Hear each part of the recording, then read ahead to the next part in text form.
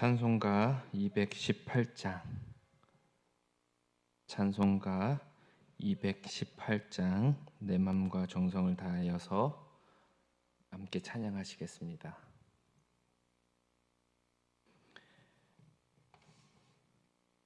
(218장) 찬양하시겠습니다. 내 맘과 정성을 다하여서 주 너의 하나님을 사랑하라. 내 몸을 아끼고 사랑하듯 형제와 이웃을 사랑하라.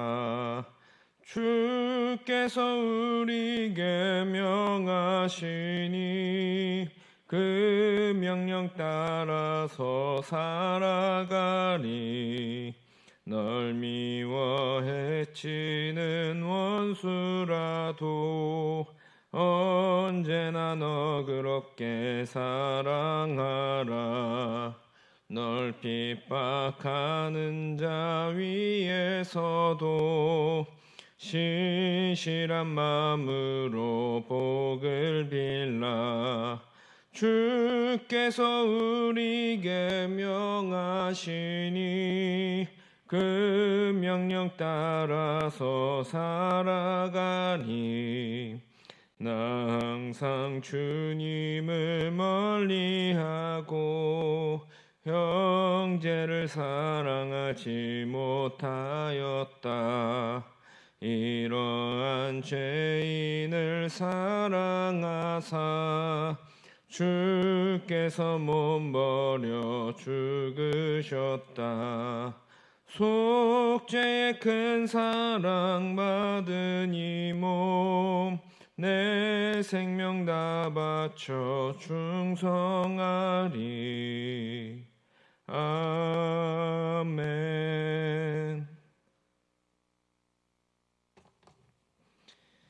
오늘 하나님께서 우리에게 주시는 귀한 말씀은 여호수아 22장 10절에서 20절 말씀입니다. 여호수아 22장 10절에서 20절 말씀입니다. 제가 봉독하겠습니다.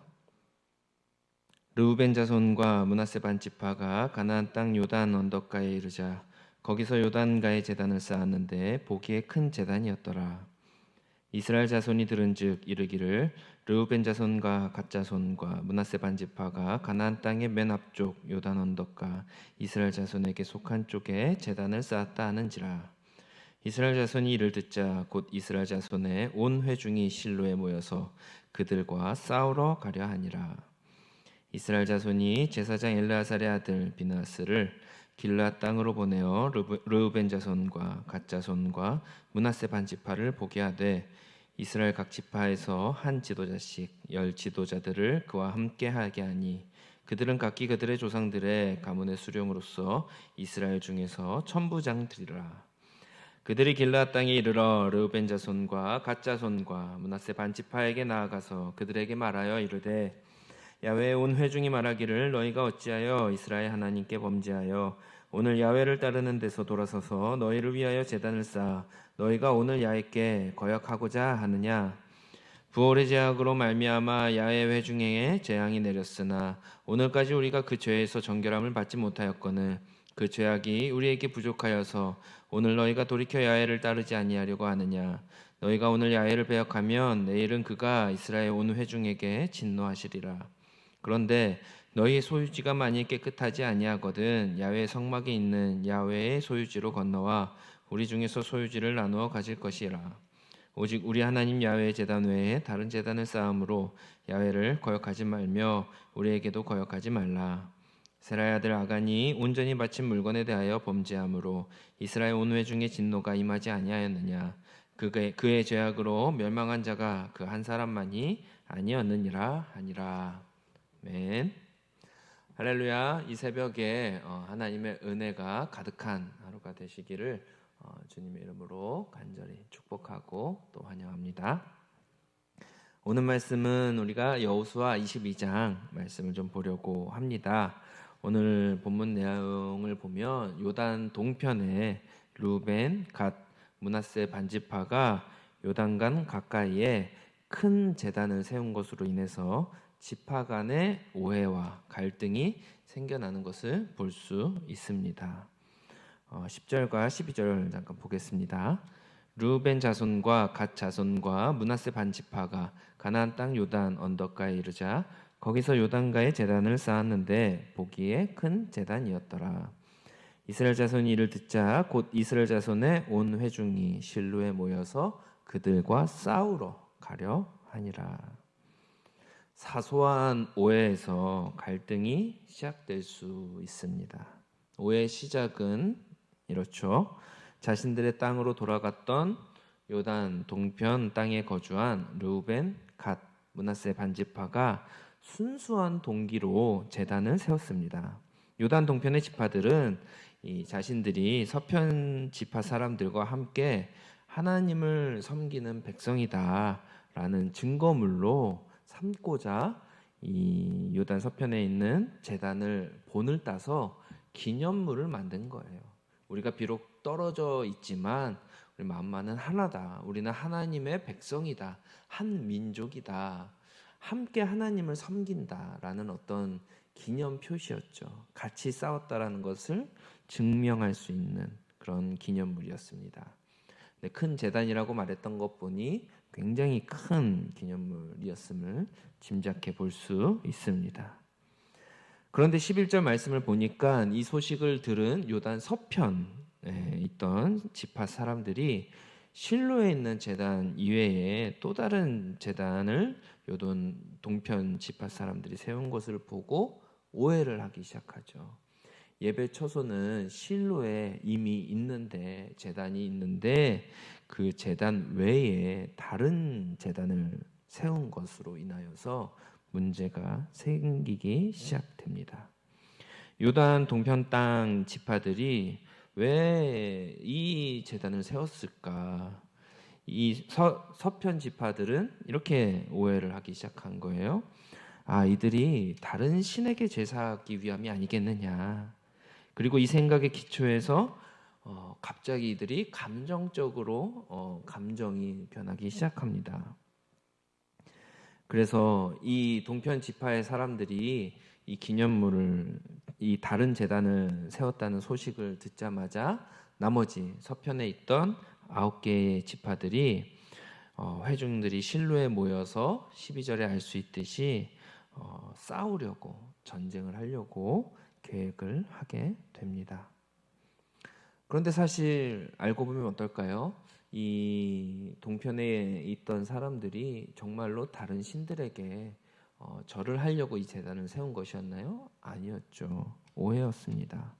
29절 말씀을 보면 요단 동편의 지파들의 사람들은 다른 우상을 섬기려고 제단을 만든 것이 아니었다라는 것을 우리는 알 수 있습니다. 그런데 그 사실을 미처 알지 못했죠. 이 서편 지파의 사람들이 알고 있다는 사실은 제단이 세워졌다라는 것, 그것만 알고 있었습니다. 왜 세웠는지에 대한 의도를 알지 못했습니다.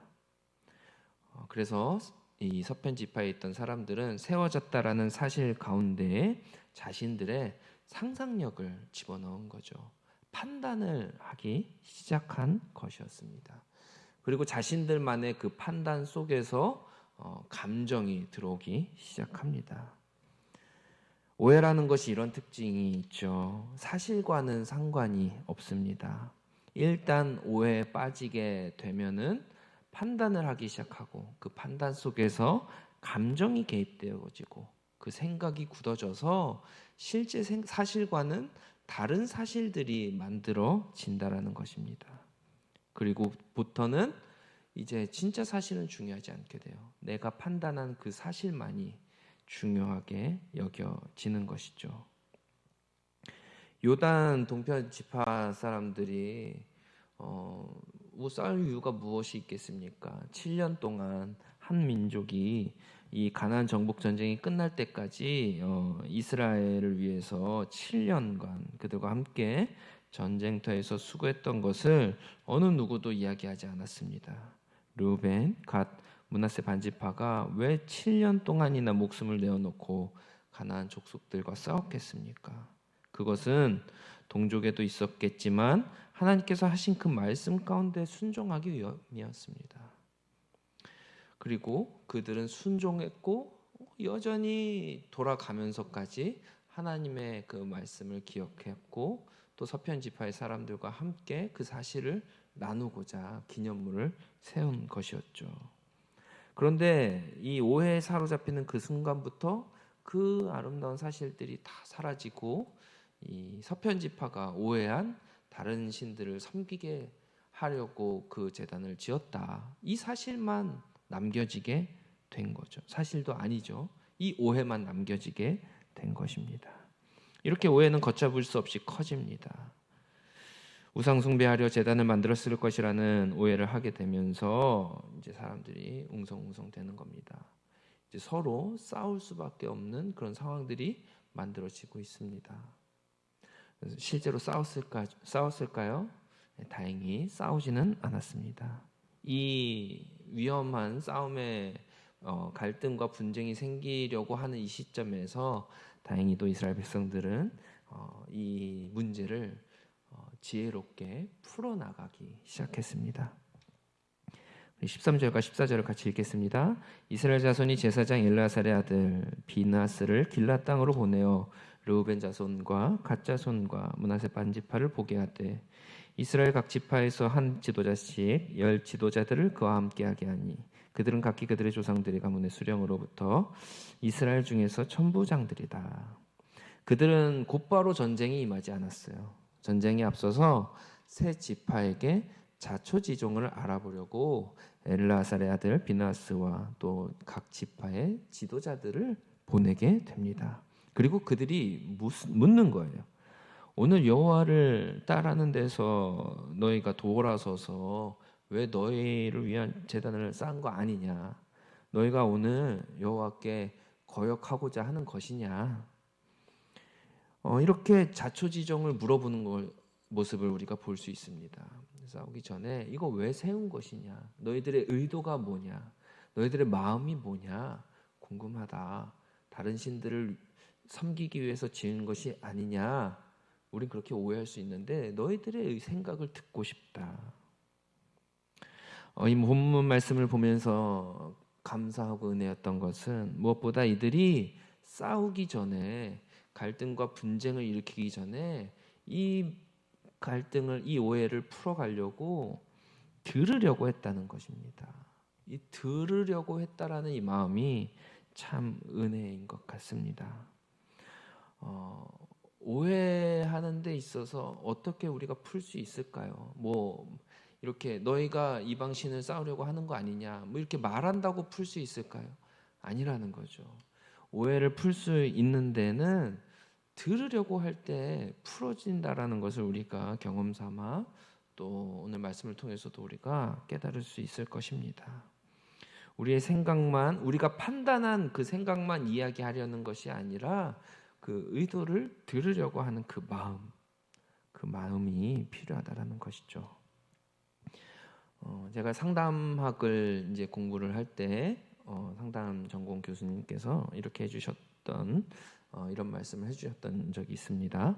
정말로 좋은 상담사는 좋은 말을 해주는 사람이 아니라 경청하는 사람이다. 들으려고 하는 이 열린 마음의 자세가 우리의 삶 가운데 얼마나 아름다운 관계를 만들어가고 또 다친 사람들, 아픈 사람들에게 위로가 되고 듣는 것이 위로가 되고 듣는 것이 은혜가 되고 듣는 것이 사랑을 표현할 수 있다라는 것입니다. 잠언 13장 10절에도 이런 말씀이 있죠. 교만에서는 다툼만 일어날 뿐이라 권면을 듣는 자는 지혜가 있느니라. 아멘. 교만에서 판단하고 말만 하는 데 있어서는 다툼이 일어난다라는 거예요. 진정한 지혜는 듣는 곳에 있다라는 것입니다. 이것은 사람과의 관계에서도 또 하나님과의 관계에서도 마찬가지인 것 같습니다. 우리가 하나님께 간구하고 고백하고 말하는 것도 중요하죠. 하지만 정말로 중요한 것은 무엇입니까? 우리가 하나님의 말씀을 들으려고 하는 데에서 진정한 은혜가 있는 줄 믿습니다. 하나님의 뜻을 듣고 순종하는 데에서 우리의 삶의 변화가 일어나는 것처럼 이 듣는 자세가 우리에게 얼마나 중요한지, 또 이 듣는 마음 가운데에서 모든 관계가 풀어진다는 사실을 기억하시길 바랍니다.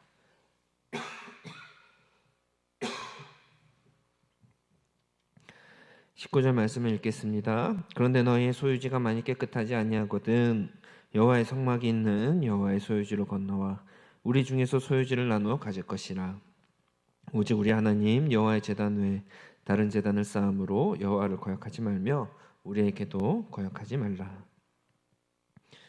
만약에 요단 동편에 있는 땅이 부정하다고 생각해서 그 땅을 거룩하게 하기 위해 이 제단을 만든 거다, 그것이라면 우리가 우리의 땅을 너에게 나누어 줄 테니 제단을 포기하고 요단 서편으로 와라, 지금 이렇게까지 이야기하고 있는 거예요. 이게 뭔 말입니까? 우리의 것을 나눠 줄 테니까 너희 생각이 어떤지 모르겠는데 그렇게 하지 말고 우리의 것을 나눠 주겠다. 너희 생각들을 알려주고, 또 혹시라도 그 생각 가운데 이런 마음이 있다고 한다면 그러지 마라. 우리 거를 기꺼이 주겠다 말씀하고 있는 것입니다. 이 말을 들었을 때 요단 동편 지파 사람들의 마음이 어땠을까요? 저였다라고 한다면 정말로 큰 감동이 되었을 것 같아요. 오해를 하고 그것에 인해서 갈등을 일으키고 분쟁을 일으키는 것이 아니라 먼저 들으려고 하는 것뿐만 아니라 자신의 것을 내어주면서까지 나를 이해해 주려고 하고, 나를 공감해 주려고 하고 품어 주려고 하고, 또 문제를 해결해 주려고 하는 이 마음이 너무나 따뜻하게도 느껴졌을 것 같습니다. 자신의 기업도 줄 수 있다는 말을 들었을 때 이 공동체들이 회복되고 있음을 확인할 수 있는 것입니다. 듣는 것에서 끝나지 않았죠. 자신의 것을 내려놓아서라도 이들의 상황을 이해하려고 노력했고 마음을 이해하려고 노력했습니다. 사랑하는 성도 여러분, 우리 또한 살아가는 동안 삶 속에서 수많은 오해를 하게 되고 갈등을 경험하게 됩니다. 저 또한 그러합니다. 하나님을 믿는 그리스도인의 이 공동체 안에서도 이런 오해와 갈등이 있을 수 있습니다. 중요한 것은 오해와 갈등이 없게 하는 것도 중요하지만 있을 때에 이런 일들이 생길 때 어떻게 풀어내야 되냐, 이제 그것이 더 중요한 거겠죠. 오해를 풀어낼 때는 다른 것으로 푸는 것이 아니라 먼저 왜 그랬는지 물어보고 또 들으려고 하는 자세, 들으려고 하는 그 마음 속에서 우리 오해와 갈등이 풀려나가는 은혜가 있는 줄 믿습니다. 들으려고 하는 것뿐만 아니라 내 것을 내어주더라도 이해하려고 하고, 내 것을 포기하더라도 공감하려고 하고, 그 마음을 받아주려고 노력하는 그 마음의 자세 안에서부터 관계들이 회복되어지고 풀어지는 은혜가 있을 줄 믿습니다. 이스라엘 백성들도 처음에는 오해하고 분노하여서 르우벤, 갓, 므낫세 지파를 치려고 했으나 그들에게 선택한 방법은 결국에는 대화하고 또 들으려고 하고 또 자신의 것을 포기하려는, 내려놓는 그런 마음을 통해서 그들을 품고 이해하며 오해를 풀어나가는 은혜가 있었습니다. 오늘 하루도 우리가 하루를 살아가면서 또 많은 사람들과 또 때로는 하나님과의 관계 속에서 오해와 갈등 그리고 분열들이 일어날 수 있을 수 있습니다. 그러나 그런 상황 속에서도 우리가 이 새벽에 하나님의 말씀을 들은 것처럼 그 갈등을 풀기 위하여서 또 오해를 풀기 위하여서 먼저 듣는 자세로 하나님께 나아가고, 또 그 듣는 마음 가운데 내 것을 내려놓고 순종하는 마음으로 모든 갈등이 풀어지고 모든 오해가 풀어지고 하나님의 은혜가 가득 채워지는 귀한 하루가 되시길 주님의 이름으로 간절히 축복하고 기도하겠습니다. 네, 우리 같이 기도하겠습니다. 참 좋으신 하나님 아버지 감사합니다. 오늘 말씀을 통하여서 하나님 우리에게 이 말씀을 듣게 하여 주시고 또 그래서 하나님의 마음과 뜻을 알게 하여 주시니 감사합니다. 하나님 오해가 생길 때마다 답답했습니다. 또 화도 났습니다. 그래서 관계 속에서도 또 너무나 어려운 일들도 많이 있었습니다. 하나님 그런데 그 과정 가운데에서 하나님 내가 판단하고 또 내가 정죄하고 또 그렇게 감정들이 쌓여지는 관계 속에서 풀어지지 않는 하나님 그런 어려움들이 있을 때에 하나님 오늘도 우리에게 말씀으로 듣게 하여 주셔서 오해를 풀 수 있는 방법을 허락하여 주시니 참으로 감사합니다.